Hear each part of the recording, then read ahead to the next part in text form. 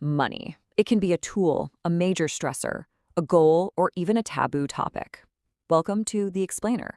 Today, we're diving deep into the psychology behind our complicated relationship with money. We're going to break down why it so often inspires fear, and then build a whole new roadmap to a richer, more intentional life. So let's just jump right in. This question from author Vicki Robin, it really just cuts right to the heart of it, doesn't it? It captures that deep, unspoken anxiety so many of us feel about our finances. And it doesn't matter how much you have in the bank. All right, so here's our game plan for this explainer. First up, we're going to get to the root of our financial fear. Then we'll look at how to totally shift our mindset. After that, we'll get into the practical steps for independence, find out how to use money to actually make us happier, and finally, see how we can pass all this wisdom on. So why is money so darn stressful? We might blame the economy or our jobs, but it turns out a huge part of the problem, it's actually inside our own brains. Our instincts, as it turns out, aren't always our friends here. Okay, check out this story from Vicki Robin, because it's a real eye-opener. It just goes to show that this fear isn't about the number in your account. It's universal. From the person just starting out, buried in debt, to the person who has seemingly made it, the anxiety is exactly the same. So this leads to a pretty big question, right? Is our psychology just naturally working against our own financial well-being? I mean, are our brains actually set up to make bad decisions with money? Well, according to Nobel laureate and psychologist Daniel Kahneman, the answer is kinda yeah. He pinpointed this key mental glitch that gets in our way, and he calls it narrow framing. Basically, we tend to see every financial decision as its own separate crisis, instead of just one small scene in the very long movie of our lives. And this just lays out the difference so perfectly. On the left, you've got that narrow, reactive view. Panicking over every little market dip, or trying to pay off debt while borrowing more. But on the right, the broad view is all about strategy. It's about having a long-term game plan and understanding that, hey, you're going to win some and you're going to lose some.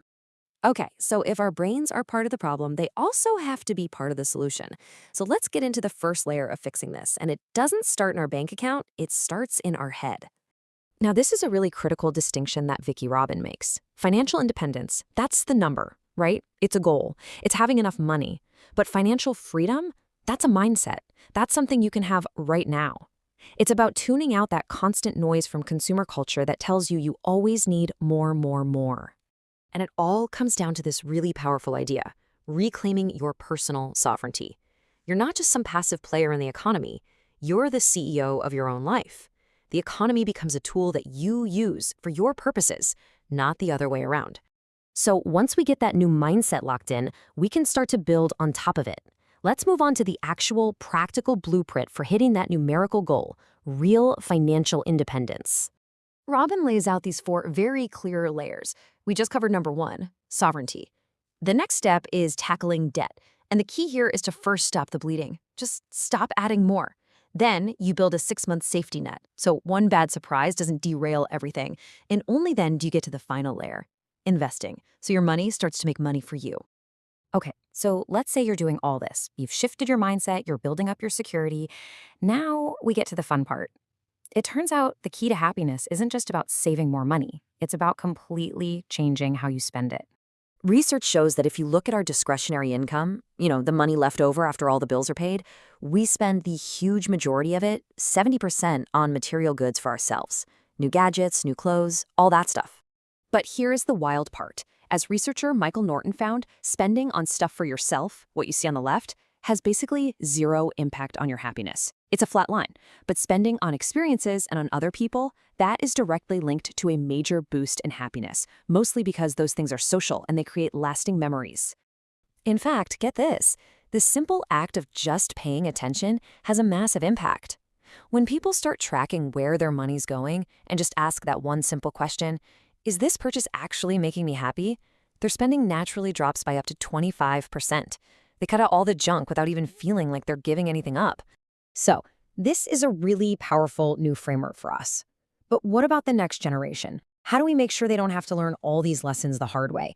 How do we break this cycle of financial fear?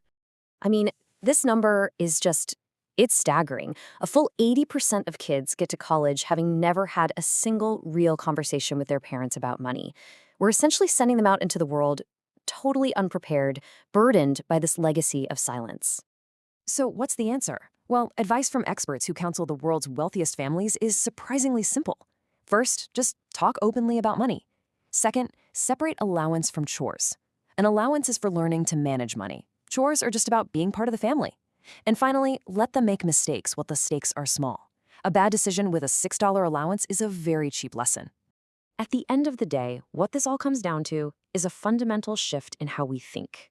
We're moving away from that old broken roadmap on the left, that anxious treadmill where more is always better, and we're moving to a new roadmap on the right, which is all centered on awareness and this incredible concept of enough.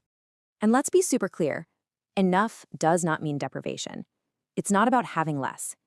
It's the Goldilocks point, right? That perfect sweet spot where you have exactly what you need for a life that you love with absolutely nothing in excess weighing you down. Which brings us to our final question, and honestly, it might be the most important one of all. It reframes finance completely.